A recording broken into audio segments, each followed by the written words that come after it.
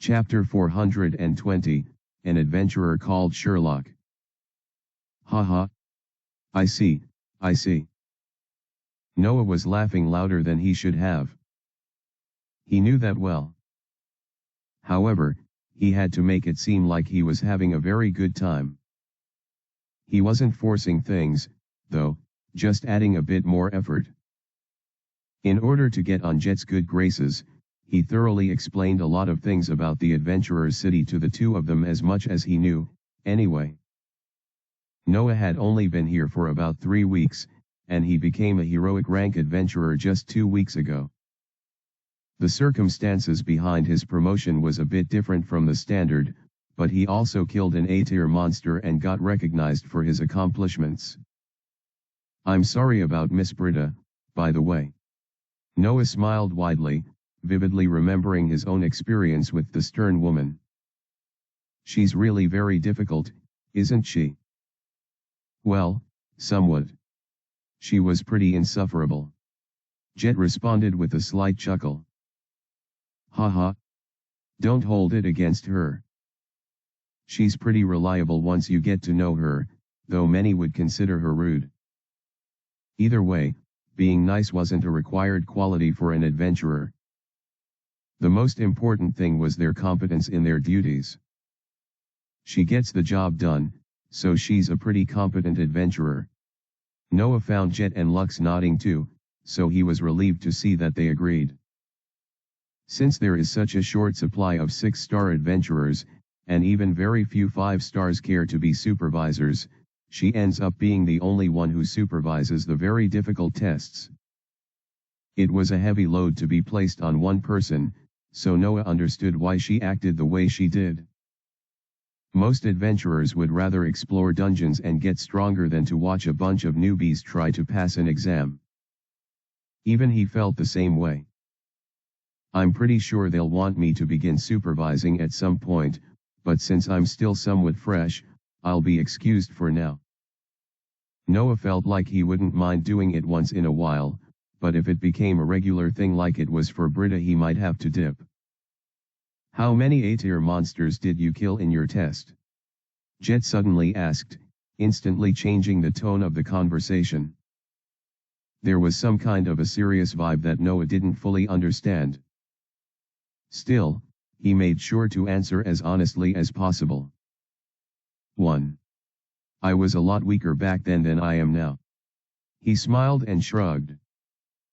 How about you, Sir J.E.? Just call me Jet. Fair enough. And is it alright for me to call you Lux, instead of Lady Lux? Noah asked the lady who sat adjacent him. It's fine. You can address the both of us normally. Noah nearly pulled his hair out when he heard Jet respond instead of the damsel he was addressing. Come on, man. I've been nice enough. Even if you don't want to help me out, you can't do me this dirty. Of course, these complaints were only heard by Noah in the far recesses of his mind. Lux nodded at his question, though, which at least made him smile a little. Anyway, Jet. How many A-tier monsters did you kill? Since Noah had been waiting for Jet within the inn, he couldn't go and confirm from the guild. As a result, he didn't know the exact number. Judging from the faces of the other adventurers who trailed behind him, it must have been quite a lot, Noah reasoned. One of his party members, who was watching the two of them from a considerable distance, even told him about their triumphant entry into the city. And just how heavy the sack both Jet and Britta carried. Of course, he was also informed of the captured monster. My spy wasn't sure if it was an A-tier monster or not, but it probably was. The fact that they bothered to capture a monster meant it had to be special. That was his own theory, though.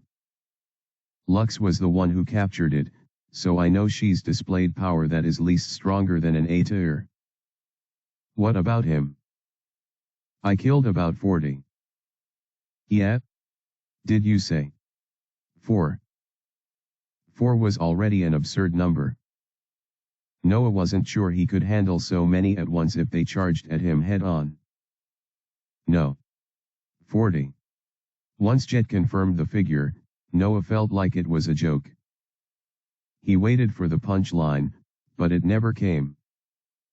Why, you really killed 40? Jet nodded. The hell? How is that even possible? Noah felt his eyes widening as he felt stupefied.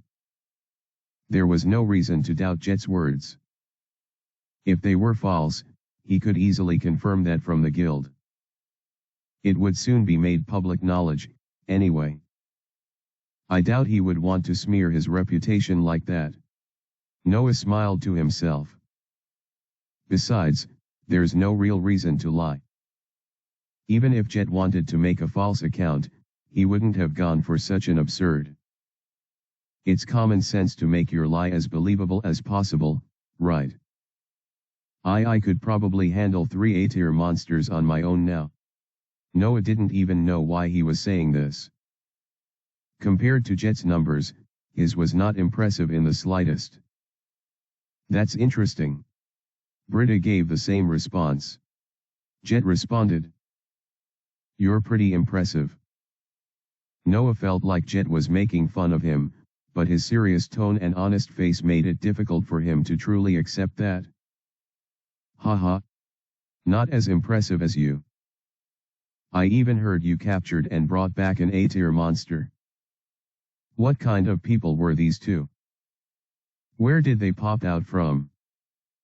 Noah had no idea. I've lived here long enough to know that this kind of strength is not normal. The only reason he was so strong, despite being so young, was due to being an otherworlder. These two weren't. There can't be any otherworlders besides us. And if there were, they wouldn't look so young. Right. Since Noah couldn't know for sure, he decided to keep the thought to himself. By the way, Sherlock. I've been meaning to ask this question for a while now. Jet's voice served as the perfect distraction from his thoughts. So he decided to hop into the next line of conversation. Yes? What is it? Why did you become an adventurer? Asterisk. Asterisk. Asterisk. Chapter 421, Desire to Change. That. Noah's face fell a little, and something akin to a sad smile added to his clouded countenance. His tale wasn't particularly a sad story. Many adventurers in the city had more tragic experiences to share. However, for Noah, a 16-year-old teenager who had been living a pretty mundane life on Earth until 3 months ago, his story was just as heavy. I realized that I had no other choice but to become strong. His smile broadened as he uttered those words. Many would agree with him, but most were probably going to miss the point. No one could really understand the depths from which he uttered those words. People desired to get stronger for various reasons. Some wanted wealth. I already have more than enough money to retire to some countryside and live the rest of my life without worrying about sustenance. Some craved power. I have enough strength to be in the 1% of humans in this world. Some lusted after influence. I find attention annoying, and most of the time, I like being left alone. Women. I don't think most of them are anything special. Thrill. Nothing about fighting monsters thrills me. It's a dangerous job. Noah didn't qualify for most of the reasons why most people desired to be adventurers. He wasn't like the average adventurers, and he didn't relate to most of the things they valued. Things like the ideal of freedom were lost concepts to him. While he admired the sentiment, he found the whole thing too abstract and a little childish. In any pragmatic setting, there had to be established rules. Restrictions molded society. The only reason why the adventurers were still coexisting pretty well within the city, despite the lack of solid rules and sufficient regulations, was because there were already unspoken rules that existed within the adventurer culture. As much as they tried to deny this fact, it was true. As an outsider, Noah could see patterns in their behavior which informed him that there were unwritten regulations that bound everyone together. That's why they're still together. If those rules didn't exist, or maybe the population of the city grew to an absurd degree to the point where control became difficult, then the cracks would begin to show. The status quo would crumble. And so, the true reason Noah chose this path despite a lot of easier options was due to a much more primal and selfish purpose. It was ingrained within him, to the point where he could not escape or deny it. I wanted to change. For a moment, there was silence in his tone. What? Jet's inquisitive voice caused Noah to smile even more. Of course, no one would get it if he just said it like that. I used to be a very weak and cowardly person. I hid behind stronger people and always looked for ways to benefit without taking the most risks. For the most part, he hadn't gotten rid of the latter part of his statement. He didn't think he needed to, considering how that was the hallmark of pragmatism. Less risks, more reward. The problem was with the former. I think I hated myself. Noah's solemn tone oozed through the still atmosphere. I had a friend before moving here. Before we became friends, I used to comfort myself by thinking he was more pathetic than I was. He was average in every way, and I always told myself, anytime I felt shitty or sad, that at least there was one guy who was worse than me. There was a reason Noah spoke in past tense. I came to realize that the guy was secretly a lot better than I realized. He was stronger, smarter, better. He was better than me, than most people around us. A little smirk formed on the boy's face. I liked that. So what happened to this friend of yours? Why did you part ways? Noah shrugged as he rested his back on the chair that he sat on. I wanted to run away. That guy was a monster who wanted to keep getting strong, and I knew he would drag me with him. I wasn't ready for that. Jet chuckled a little, and Noah did the same. He didn't know why he was revealing so much about his past to such a stranger, but somehow, he felt like going on. He didn't want to stop. I left the capital and initially wanted to travel south, since things are a lot safer there than in the north. But apparently, all the land there has been taken. It was no surprise, considering how most people wanted to be as far away from the war as possible. If anyone could afford it, they would instantly leave for the south. Sure, the cost of living there was ridiculously high. Many would consider the quality of life incredibly low for the amount they were paying. But, at the very least, they were alive. I decided to settle down in any quiet town close to the adventurer's city, since having adventurers nearby would guarantee some kind of safety. That was when Noah began his journey to the north. My journey was cut short when I encountered a couple of adventurers fighting a group of monsters. Noah remembered the entire scene as if it was just yesterday. He had been told of a shortcut by a traveler, so he passed the route and ended up getting lost. That was when he stumbled on the fight. His first instinct was to hide, then the next thing that came to his mind was to run. But he found himself refusing to do so. Right in front of his eyes was a monster he knew he could defeat if he truly tried. It would be difficult and dangerous, but Noah knew he would win. At that moment, he felt something awaken within him.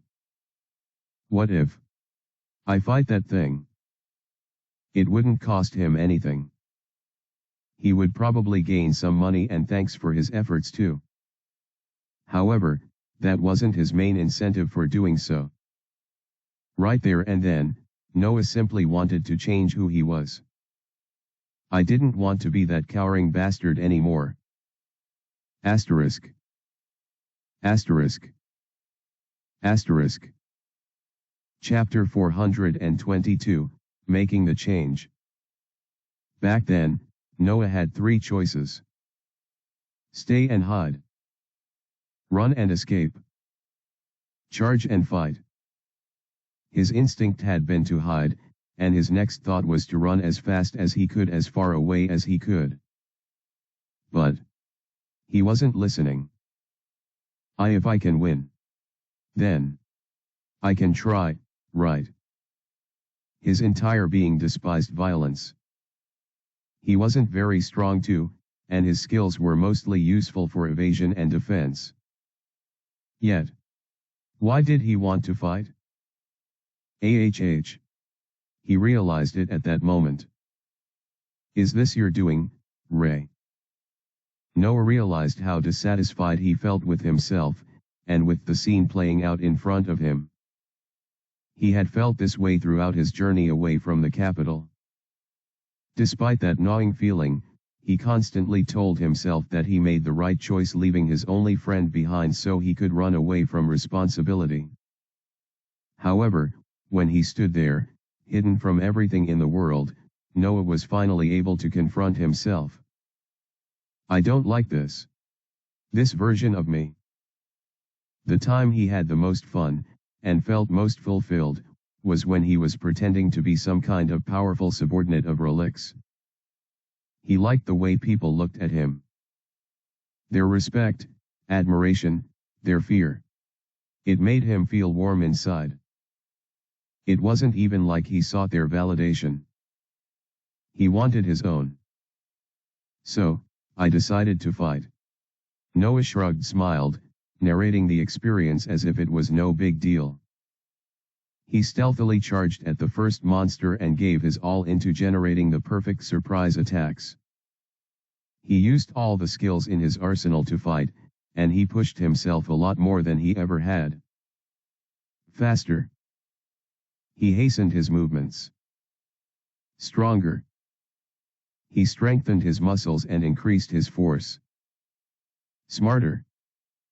He read the monsters and came up with perfect counters at the spot. Better. He repeated the process over and over again until he ended up killing all the adversaries. I changed a bit of myself that day. I was able to become a little like the man I pretended to be. Noah laughed as he began to conclude his story. After seeing the adventurers in action, I realized my original perception of them was a little too generous. If I could defeat monsters that adventurers couldn't, then it was possible for me to become an adventurer. He followed the adventurers back, and after the joint testimony of the people he saved, there was no need for him to even take a test. Noah had become an adventurer, registered as Sherlock. The rest is history. I joined one of the most influential parties, managed to defeat the leader, and became the leader myself. In more ways than one, Noah changed. He found himself trying out new things, exploring everything he previously ran away from. Day after day, I keep changing in hopes that one day I will become like that ideal image I pretended to embody. The errand boy of your friend. Well, no, not that part. Noah laughed out loud once he heard that comparison. Jet's words weren't wrong, but they didn't properly embody what he strived to be. I want to be a better human being. Someone stronger, smarter, better than I used to be. He wanted to be like his friend. Sorry for the long story, but that's pretty much it. The hell? Ray was shocked by how much Noah had matured as a person. So his change was a lot more than what I saw on the surface. In a way, he felt a bit intimidated. As happy as Ray felt for Noah and his personal growth, he couldn't help but feel challenged in a sense. Perhaps he didn't want to get left behind, or he felt like he wasn't as mature as his friend was. Ray didn't understand it himself, but he felt a tinge of envy. I guess this is pretty normal. Still, people wanted their friends to do well. However, no one wished for their friends to do better than them. It was human nature, and Ray was the embodiment of that principle. I'm happy you were able to change. That was a pretty inspiring story, he said, meaning every word of it.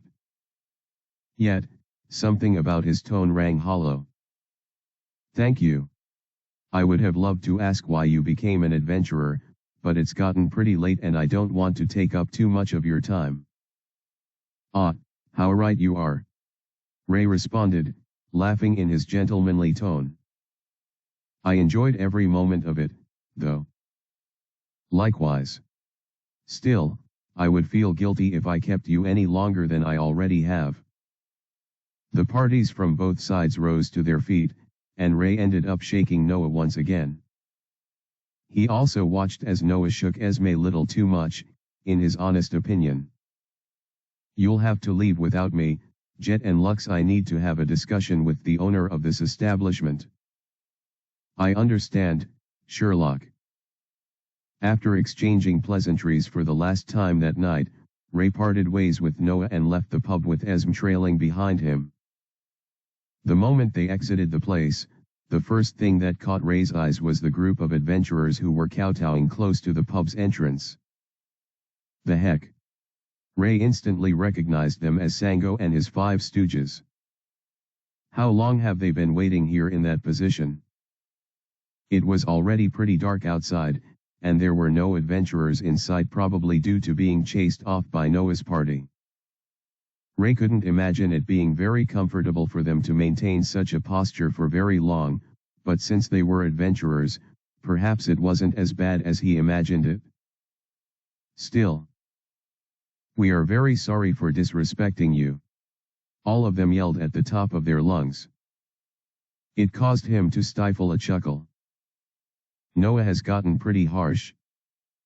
To think he'd make his subordinates to this just to appease me. This was yet another change that amazed Ray. Asterisk. Asterisk. Asterisk. Chapter 423, Confessions Beneath the Moonlight. Shouldn't you be in a hurry? You have to pick up some people, right? Esme's voice echoed in Ray's ears as they neared their inn. Despite hearing it, Ray hardly reacted or changed the steady pace at which he walked. It's fine. He simply responded. I sent a duplicate a while back. Oh really? I didn't notice. Esme expressed surprise, to which Ray chuckled and shrugged. Yeah. I did it pretty quickly.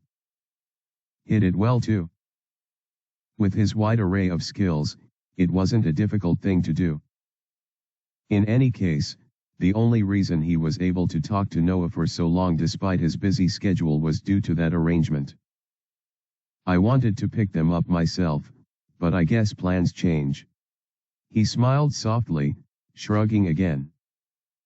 Something about the atmosphere felt moody for some reason. Ray didn't even know why, but he suddenly felt a lull within him. Perhaps a moment of silence was what he needed. Friend of yours.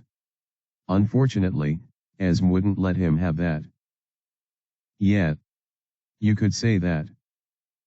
Ray didn't think he treated Noah as well as he should have treated a friend, but he genuinely considered him one. After all, he was the first and only person who he revealed his secret to. Has he seen your face behind the mask? Esme's question made Ray laugh a little. He replied still. For him, and the people we had in common, the mask was my secret. It was pretty ironic how the opposite was true for Esme. Regardless, he could say that Noah was the only one who knew both sides pretty well. Back then, I didn't think Relix would up playing such a big role. If I had known that, would I still have exposed my identity to him? Ray wasn't sure.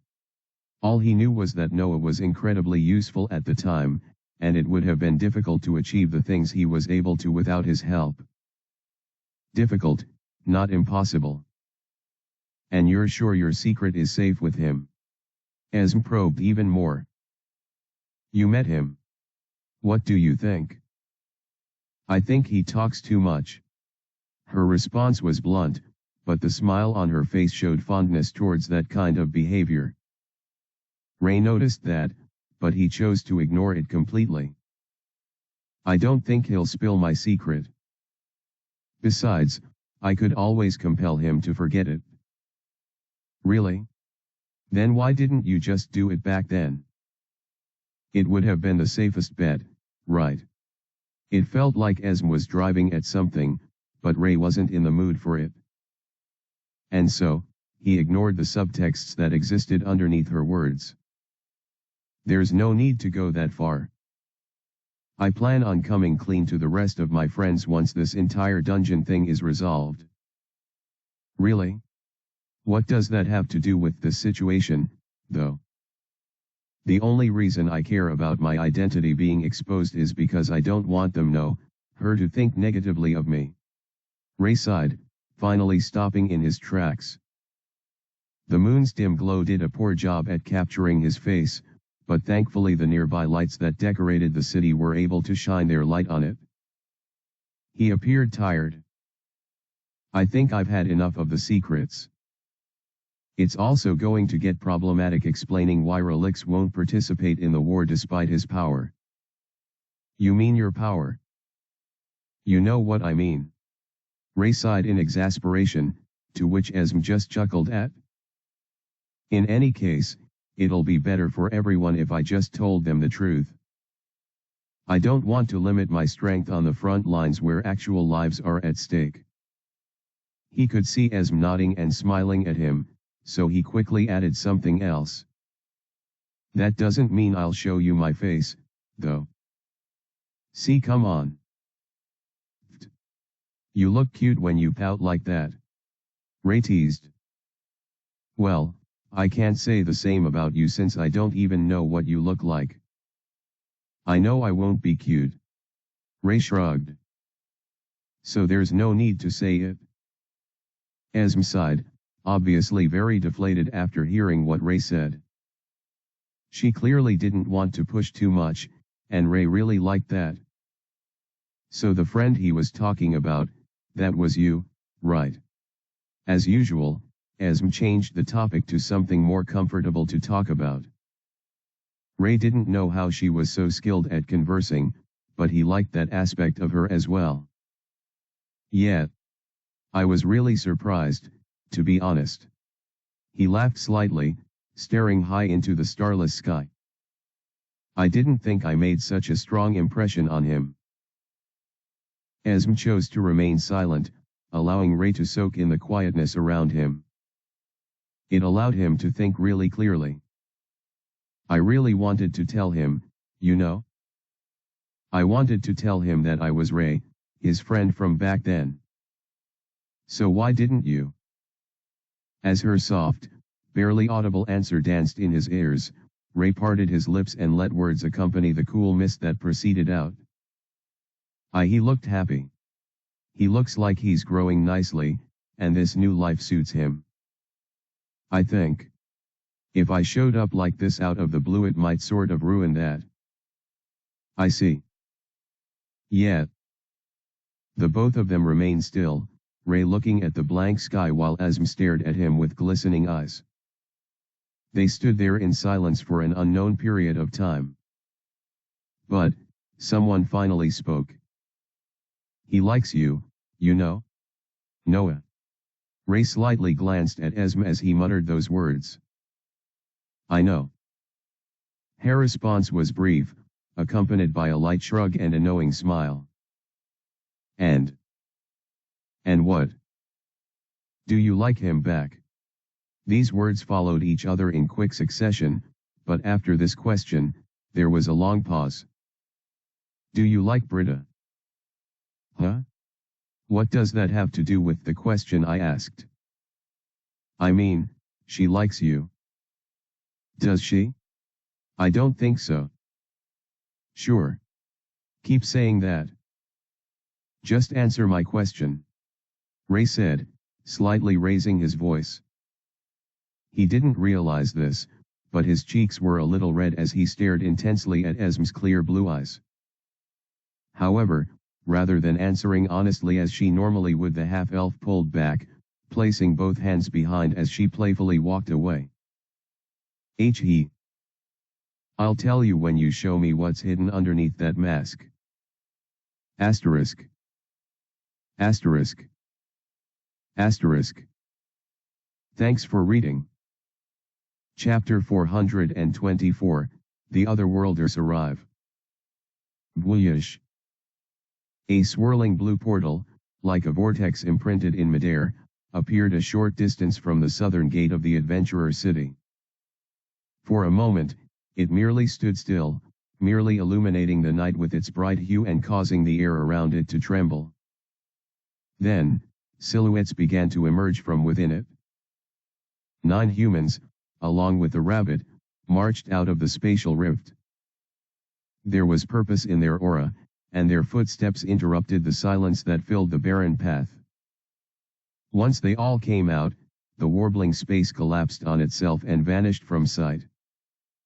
In no time at all, the darkened path returned to the way it was, save for the 10 strangers that now stood there. I can't believe Sir Relix just dropped us off without even bothering to show us around. The first to speak was, of course, Justin Blake. His face dragged around as he complained, pointing towards the entrance of the city that stood at least 100 meters away from them. The least he could do was transport us straight to the entrance. Everyone ignored Justin's complaints. They knew the true reason why he was complaining, and that was because Relix didn't respond to any of his jokes. Even when he was being serious, he was treated coldly. Of course, the same applied to everyone, but it seemed Justin took it personally. The only one who reacted as strongly as he did, perhaps a bit more extreme, was Belle Vanitas. Hick. Hick. Sir Relix, why were you so cold to me? Her muffled whispers quietly echoed in the night. Even after we haven't seen for so long. Everyone ignored her too. Belle had been sobbing like this for a while now, and since she showed no signs of stopping anytime soon despite the initial attempts to pacify her, they all gave up on the cause. A few students still shot her concerned looks, but most just paid attention to the task ahead of them. Sir Relix was probably busy. He has a lot on his plate, and he did previously mention that he was going to be investigating some matters. Adonis had to speak up and address everyone. Even though he already did so before they appeared here. So please, let us all cooperate and behave ourselves well. None of the Otherworlders were aware of this. But the real reason Relix didn't speak to them was because he was a mere duplicate hurriedly charged with bringing the students to the Adventurer City after a specified period of time. Before transporting them to the checkpoint, the duplicate was to spew out exposition about the Adventurer City, as well as to once again guide the actions they were to take once they arrived. Once it was done with the task, the clone transported them to the city and vanished itself. Even if he was busy, I feel like he should have at least lodged us somewhere. Alicia spoke up, her tone hinting a little concern. Exactly. Alicia gets it? Justin yelled out, though he was ignored yet again. Isn't it a bit irresponsible on his part, as an adult, to just drop us off in a city we've never been to before? What do you think, Ray? I completely agree with you, Alicia. Ray responded to the inquiry with a sharp, almost Preplon tone. It's pretty late. It's not safe for us to be out so late at night without adult supervision. In a way, Ray just rephrased everything Alicia complained about, yet somehow managing to make it worse. That's not really what I... Alicia slightly slapped her palm on her face and sighed. Ray had completely missed the point. We're adults in this world, Ray, Alicia. Sir Relix was generous enough to save us days of travel by transporting us here despite his busy schedule. Adonis spoke up, finally gaining everyone's attention once again. We should be grateful to him and focus on the mission we have been tasked with. Once again, none of them realized just how wrong they were in their line of reasoning. Who could blame their ignorance, though? The real reason Relix didn't transport them so close to the city, or lodged them into an inn, was because the man behind the mask didn't want his face to be seen in the adventurer's city. Chances were high that he would be exposed as a fraud once the otherworlders noticed that no one was paying him any mind, despite supposedly being a strong adventurer. Even if he could escape such accusations by claiming to be in disguise. Ray didn't want to take the risk of drawing attention to Relix, especially when he wasn't in full control of the version he sent to fetch everyone. Besides, he was still unsure if Adrian was pulling the strings from the shadows. For the safety of his plan, it was better to dissociate Relix from the adventurer's city, instead placing the focus on Jet and from the shadows. For the safety of his plan, it was better to dissociate Relix Lux. Just as planned, we will have to change our names and faces before entering the city. The reason for that was simple. Since they would soon be officially recognized as the champions of mankind and heading to the front lines, they couldn't be seen as adventurers. As such, no one in the adventurer's city, not even the higher UPS, could know of their true identities. Even if the guild master and his posse were in support of the alliance now, there was no knowing how things would be in the future. In order to play it safe, they had to take on different monikers and disguise themselves using the ultra-rare sets of rings that could cast a disguise on the wearer. The set of 9 rings was a courtesy gift from the Reaper Group, a newly established business that desired to forge a relationship of interest with the Royal Council. Of course, many considered this incredibly convenient and guessed Relix was behind it. However, without proof and with the need for the rings, they quietly accepted the presents. All right everyone. Let's go. Asterisk. Asterisk. Asterisk. Thanks for reading. Chapter 425, The Inn Incident. The adventurer's city wasn't particularly known for its beauty. It resembled a simple town, though there was an abundance of large buildings within its territories. This was to accommodate for the many residents that chose to live there. Since adventurers often spent their time away from the house, sometimes even traveling out of the city for quests, many of them preferred to lodge in inns rather than rent a place of their own. There was also the option of buying land, or a house, but it was very rare to see adventurers opt for this option. Not only was land in short supply, since most people didn't care to sell their properties, there was no real reason for an adventurer to be tied down to a property they would never use. The only ones who would consider this option were adventurers who had families, but even they preferred renting a house to buying a property. At the very least, there was the chance of changing locations if one went with the former. In any case, the allure of the adventurer's city wasn't in its external appearance. Which was probably why the otherworlders who now walked down the street of the big city didn't feel much of an electrifying sensation. They appeared more lost than excited. Are you sure you know where to go, Adonis? Maybe we should just ask around.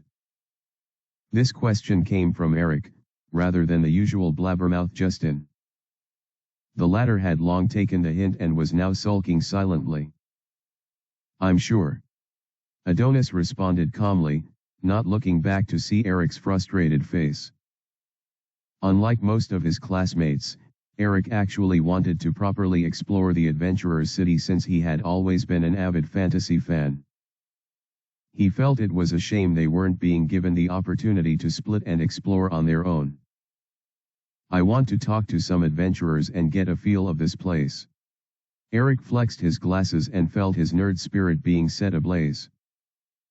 He was the only one who thought like this, though. Everyone else couldn't wait for Adonis to lodge them in an inn, considering how uncomfortable they felt to be walking outside at night.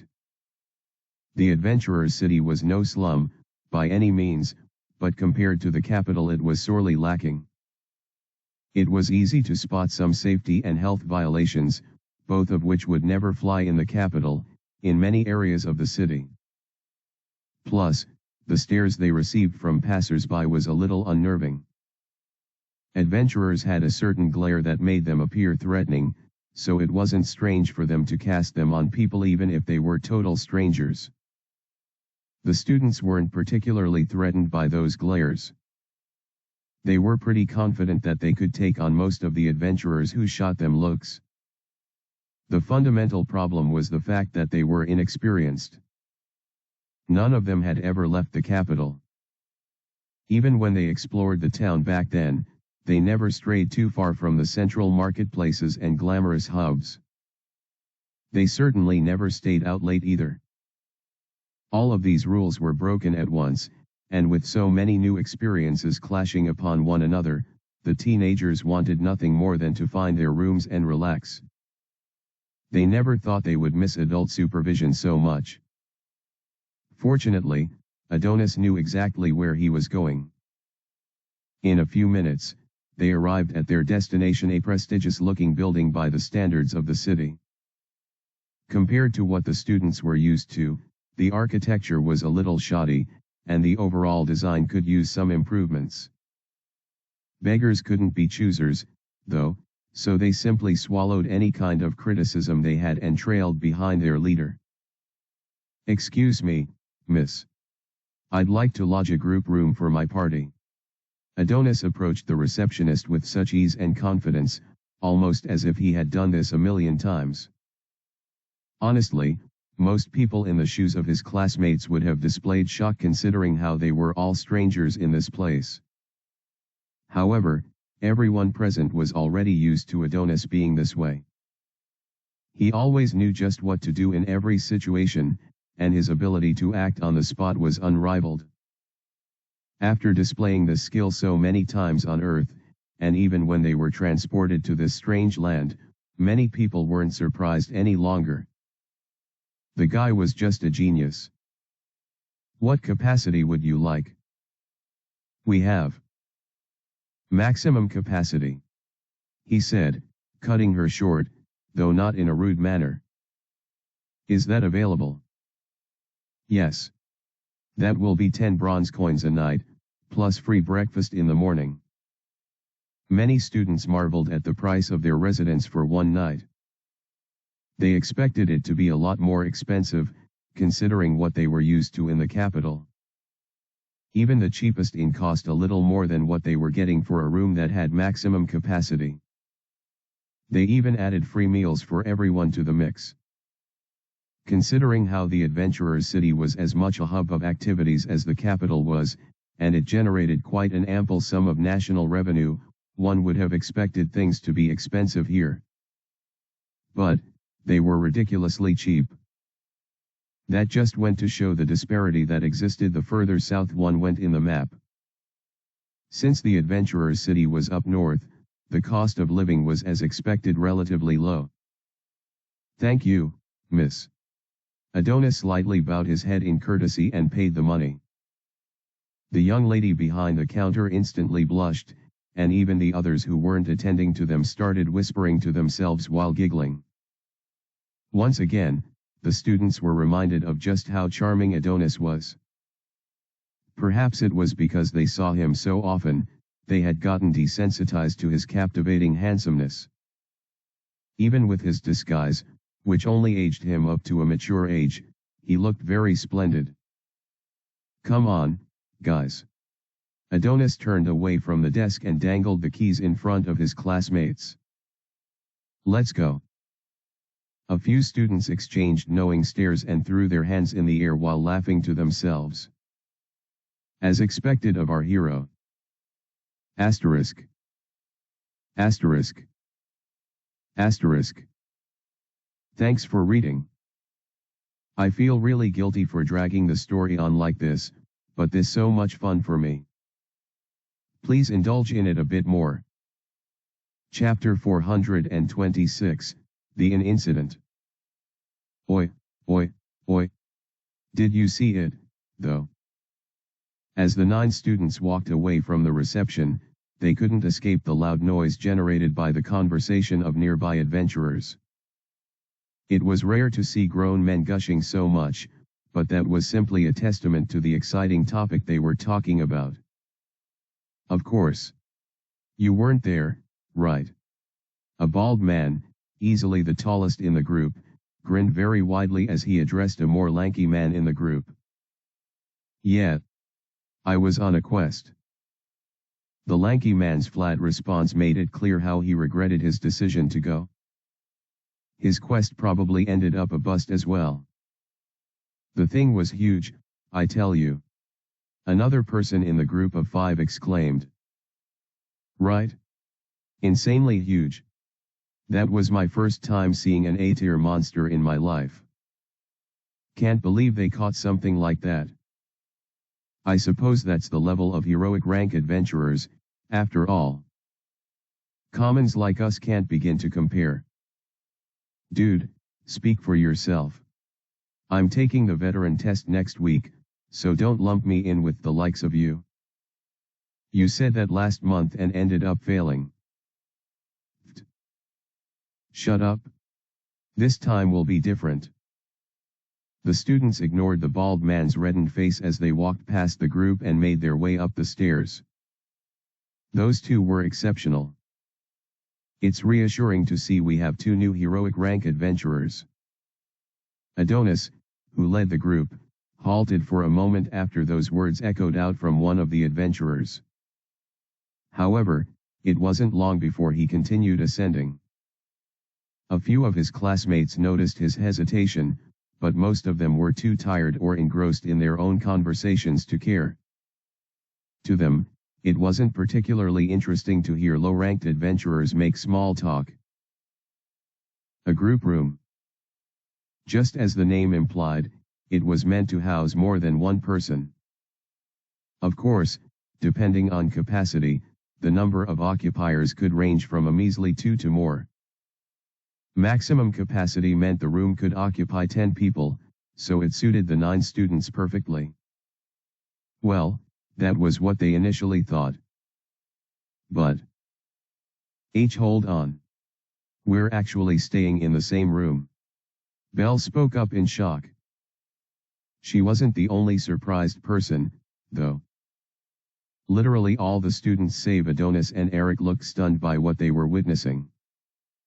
They were all expecting a similar arrangement as what they were used to in the royal estate, though, of inferior quality, a general parlor, and rooms dedicated to each of them. That wasn't at all what they ended up getting. Beds were placed in a tidy row, with more than enough room for a person to fit in the space between each one. Then, there were 2 study desks at the respective corners of the room. There were 3 doors that led to the closet, the bathroom, and hopefully a second bathroom. Sure, the room was quite massive, especially if they measured it by the standard of an adventurer, but it didn't hold a candle to what they were used to. It was, in simple terms, regressively degrading. Calm down.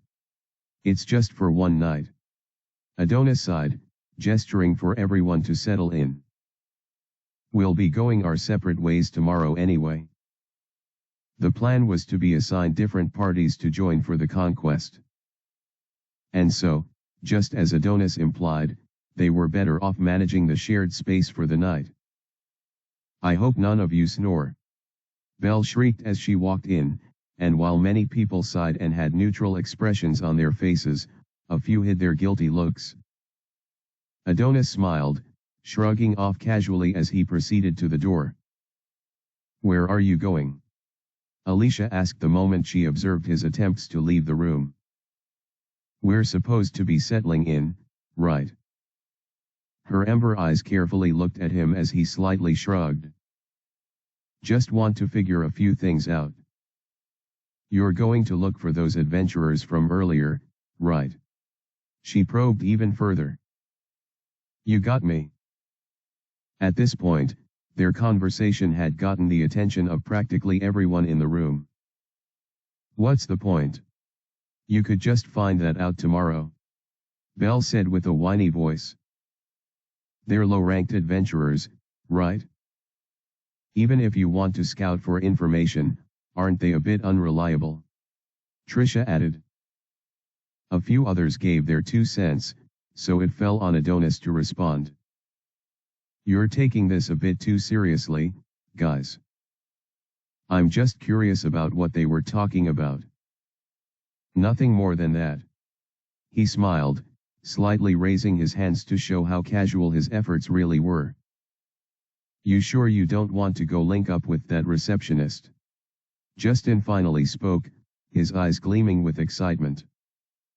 Brew. I was literally thinking the same thing, Clark added. They both made a high five and literally had stars in their eyes as they turned to Adonis, shooting him a thumbs up. Nice one, man. Ugh, you guys. That's creepy. Alicia sighed as she shook her head. She's like twice our age. Even better. Justin raised his voice, but was quickly met with a jab from Trisha. You guys are gross. Guys. What did the rest of us do? Billy and Eric practically said the same thing, their voices overlapping each other. All through this, the only non-human in the room, the rabbit, was already fast asleep on her bed. Adonis watched his classmates through all this and gave a nervous smile throughout. Perhaps it really was for the best that they split up. Anyway, it's fine. I wasn't stopping you from going or anything, Alicia said, finally walking away from Adonis as she approached the bed closest to her familiar. Yeah. Thanks. Hey, can I come with? Eric jumped from his bed and rushed towards Adonis, who pretty much gestured that he didn't mind at all. Well, we'll be right back. The two exited the room, closing the door shut as they returned downstairs. Both of them had a somewhat similar expression on their faces, which exposed the thought that they shared. I hope they've not left yet. Asterisk. Asterisk. Asterisk. Thanks for reading. Hope you enjoyed the chapter.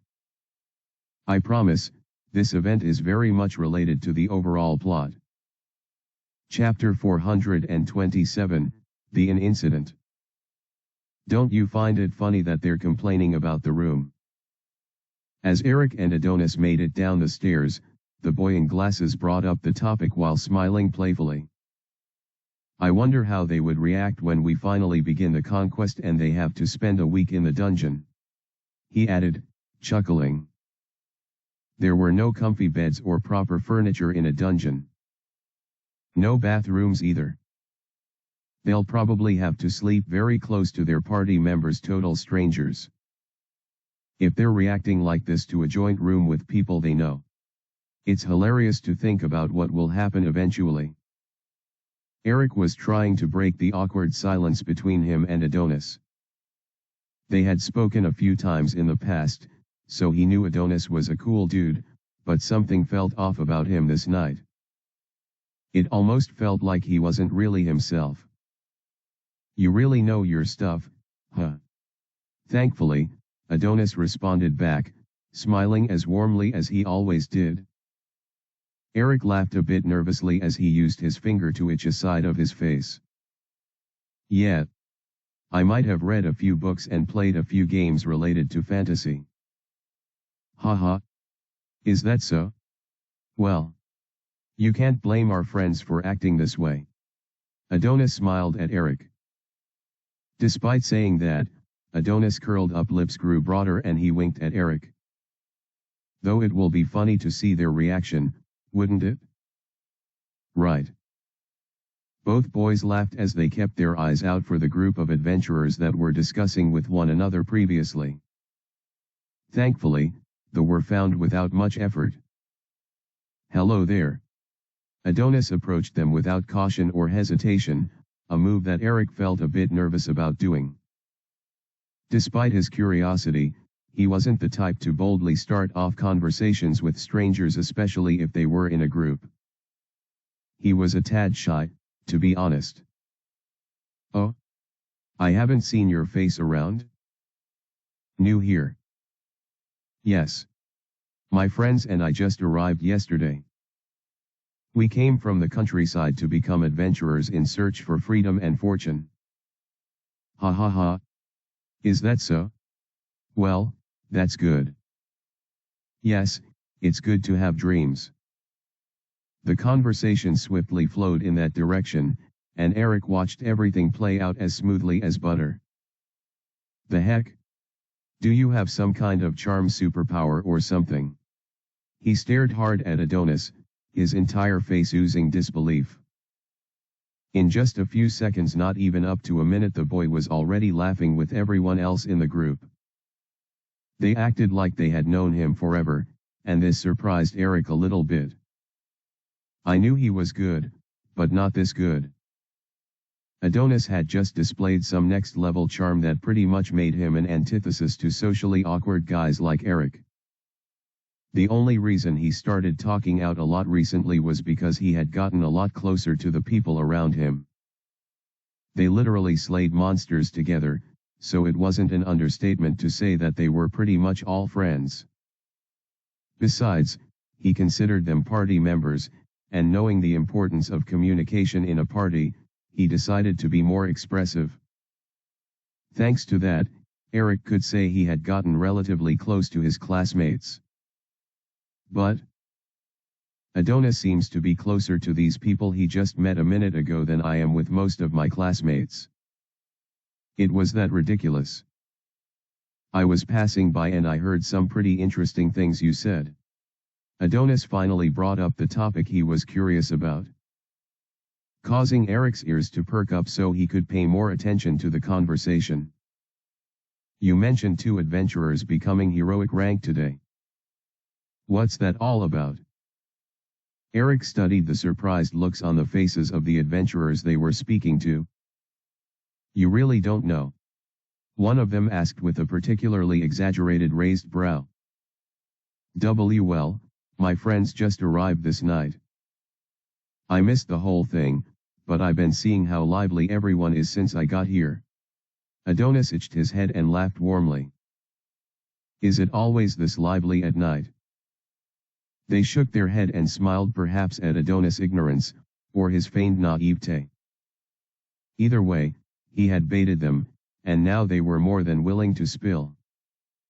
"Well, I don't know all the details, but apparently these 2 adventurers, Jet and Lux, came here today." Did you just say Jet and Lux?" "Why, yes. Do you know them?" the adventurers asked with raised brows. "And no. Not really. Just heard of them a little," Adonis murmured. "Forgive my interruption. Please continue." The adventurers nodded their heads and proceeded with their words. They explained what they heard about concerning what happened the previous day, with Jet and Lux proceeding to the Adventurers Guild upon arriving in the city. They went on about how they requested to take on the test of the highest order, that is, the heroic rank test. Then, how they defeated Sango, one of the strongest adventurers in the city. The main gist happened earlier in the current day, though, when the 2 adventurers returned with their examiner with a captured A-tier monster, as well as sacks filled to the brim with unknown treasures. It was crazy listening to them speak. Some of their words were vague and confused at best, and a few times they would make mistakes in the narration, only to be corrected by a fellow. Needless to say, the information they provided was very flowed. Trisha was right. Eric sighed to himself. These guys are too low-ranked. They probably heard second-hand, perhaps even third-hand accounts of what happened and were passing it off as if they saw everything with their very eyes. This, of course, was so they could look important and propped up in the eyes of a newbie, but Eric personally thought it was pathetic. We should have waited to talk to a more reliable person. I see. Thank you. Adonis bowed his head in appreciation as he graced everyone with his brilliant smile. I have to be on my way now. See you all later. Asterisk. Asterisk. Asterisk. Thanks for reading.